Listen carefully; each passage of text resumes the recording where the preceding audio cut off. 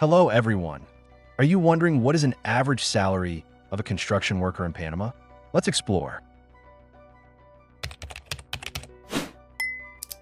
Construction work is a growing field in Panama, especially with constant development in cities and infrastructure.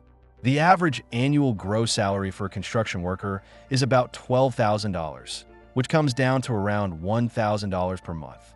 After taxes, the annual salary is roughly $10,400 or about $870 per month. Where you work makes a difference. In large cities like Panama City and David, salaries are usually higher due to more projects and better demand. In smaller towns and rural areas, pay tends to be lower.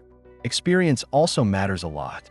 Entry-level workers might make around $8,000 a year, while experienced or specialized workers can earn up to $16,000 or more.